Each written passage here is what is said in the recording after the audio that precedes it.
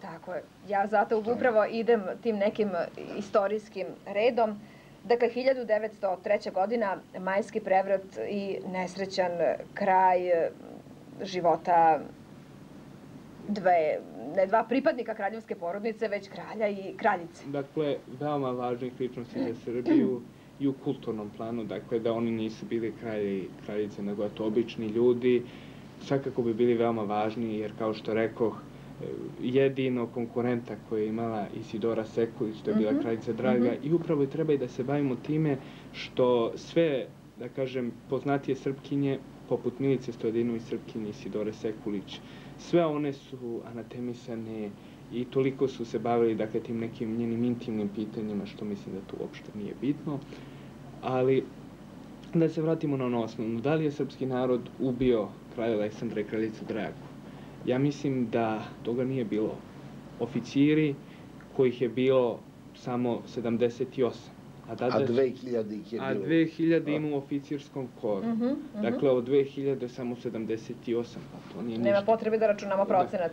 Dakle, vrlo je jasno. Jedna manjina, uglavnom mladi oficiri, nestručni, zavedeni i nižeg ranga, su ubili svoga kralja i kraljicu. Živojin Mišić piše, pošto on putovao po nekoliko gradova upravo u to vreme, kako su prvo rekli narodu i svim, dakle, i njemu, pošto on tada bio u vojsci, poslali su mu, dakle, izveštaj kako su se navodno Obrenovići pobili u međusobnoj borbi, što, dakle, nije bilo istina. A zatim, on piše isto tako u svojim memoarima kako su oficiri ulazili u gradove, divljali, pucali, i kada bi videli na nekim kućama, a pošto su tada većina kuće imale crne zastave, crne barjake, jer su istinski žalili za kraljem i kraljicom, oni bi govorili sledeće: ja dolazim kroz 1 sat, ako na ovoj kući bude i dalje stajao barjak, ubiću vas. Ako na ovoj kući ne bude stajao barjak, opet ću vas ubiti. Ima da bude na kući srpski barjak, trobojnica, da se svi veselite i zato vas neću ubiti. Sad, dragi doktore, priča o Albisu i Crnoj ruci. Crna ruka, Mano Nero, nešto zvuči vrlo poznato. Prepoznatljivo, je li da? Jeste. Postala je u Italiji neka Mano Nero, koja se razvila u organizaciju zvana Cosa Nostra. Crna ruka, naša stvar. To je organizacija koja je kasnije prerasla u mafiju. Sicilijansku, italijansko-američku mafiju.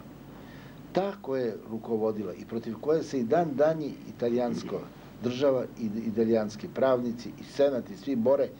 Italiji mogu nešto da urade ili ne, ja to ne znam. Ali Amerikanci isto izgleda slabo mogu. Međutim, ovde kod nas mi smo imali Mano Nero, Crna ruka, direktan prevod. Izgleda da je tu bio neki veliki kontakt između sicilijanske mafije i ovih naših mlađih oficira. Jer oni su stvorili kopiju sicilijanske mafije. Crnorukci su bili jedna mafija u Srbiji. Oni su određivali ti možeš, ti ne možeš. Vojvoda Mišić, šta? On je sebi dozvolio da nas kritikuje. Marš napolje iz vojske. Hvala Bogu nisu ubijali. Mada postoje indirektni podaci da je neko po čudnim okolnostima umro u prisustvu vlasti, ali sad preskočimo to. Još jednu stvar sam htjela da kažem. Izvolite. Isto tako je bio ubijen još jedan čovek. To je knjaz Mihajlo. Molim, o ubistvu knjaza Mihajla do današnjeg dana ne znamo ko je to uradio i ko je stavio za to. Ja ću da ispričam zašto. Ono što znamo, pa će vam biti jasno. 5 atentatora su ga čekali da dođe u Košutnjaku. Molim. Koji je danas najmanji državnik, pa čak neki tamo industrijalac kad pođe da se šeta po Košutnjaku, ako nema jedno 10 momaka pod oružjem sa sobom ne bi ja. A on je pošao sa jednim momkom koji je imao samo sablju, a i on je bio bez oružja. I sa 2 dame išao. Njega su sačekali 5 atentatora s rukom iza leđa, čim je on prišao blizu, otvorili su vatru i ubili su ga. To su bili advokati iz Beograda, koji su skočili na konje i odmah došli u Beograd i vikali knjaz je mrtav, knjaza ubiše. I što je najinteresantnije, nekakvi organi policije su i odmah pohapsili. Kao uznemiravajuća vest, kad se saznalo da je istina, da su oni atentatori, što su ovi pričali puni sebe, kad su dovezli već ubivenog knjaza, oni su odmah izvedeni na suđenje, odmah osuđeni na smrt i odmah pogubljeni. Sve se to odigralo za nepunih 4 sata od ubistva knjaza. Znači, svi oni koji su mogli da kažu ko stoji iza njih, nisu imali vremena da progovore. No, i da na neki način završimo priču o majskom prevratu. Ono što je veoma, bar meni, bilo interesantno je kako je, a opet može da odslikava tu neku vezu i odnos Obrenovića i Karađorđevića, odnosno Karađorđevića i Obrenovića, a to je kako je, ukoliko se ne varam, ispravite me ako grešim, kako je kralj Aleksandar Karađorđević solunskim procesom presudio Apisu koji je praktično završio Obrenovića, je li tako? Da, ali to nije bila presuda, dakle, za ubistvo Obrenovića. Pre svega treba se istaći to da je nakon majskog prevrata Velika Britanija sa pravom prekinula odnose sa Srbijom. Zašto? Zato što su se Srbi zajedno sa Britancima dogovorili da će Britanija, dakle, uz određene, dakle, naše ustupke, nama pomoći da uzmemo bez krvi celu staru Srbiju. Dakle, da podsjetimo to, podrazumeva današnji Kosmet i Vardarsku dolinu. Dakle, bez... Sve do Bitolja. Bez krvi. Dakle, ne bi bilo uopšte oružanog napada. Mi smo, dakle, tada pregovarali sa Britancima i bio sklopljen takav dogovor. Međutim, Crnorukci su ubili kralja Aleksandra, kraljicu Dragu, a zatim ceo taj ugovor poništili. Zbog toga i zbog cele neozbiljnosti naše vlade, Britanci su prekinuli razgovor, bilo kakve diplomatske odnose sa nama i to je trajalo do 1909. godine. Dakle, Karađorđevići nisu želeli uopšte da sude ubice Obrenovića.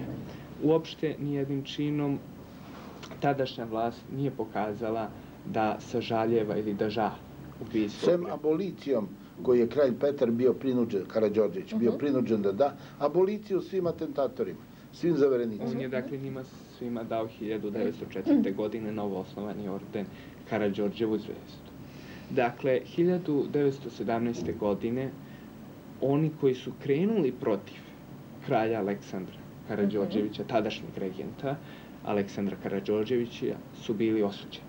A to su bili Apis i još nekoliko njegovih drugova. Međutim, oni koji su želeli da ostanu uz Karađorđeviće, a na primjer tu treba da se napomene Petar Živković, o kome bi isto tako mogla da se postati jedna emisija i njegovoj nemoralnosti, on je ostao uz kralja Aleksandra Karađorđevića i on je bio dugo vremena i premijer u vladi kraljevine tadašnje SHS, kasnije Jugoslavije, a da podsjetimo, Petar Živković je bio jedan od najvećih izdajnika jer je on večeri 28. maja zajedno večerao sa Obrenovićima, bio za istom trpezom, a zatim otvorio vrata od dvora.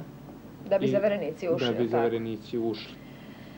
Dakle, Solunski proces nije suđenje Crnorukcima za ubistvo Obrenovića, već samo suđenje onim Crnorukcima koji nisu hteli da budu za Karađorđeviće, a deo Crnorukaca koji, dakle, nisu bili za Karađorđeviće, a koji su, dakle, ostali živi, su otišli u Sovjetski savez i zato treba i da razumemo što je 1953. godine tadašnja komunistička vlast u potpunosti poništila Solunski proces.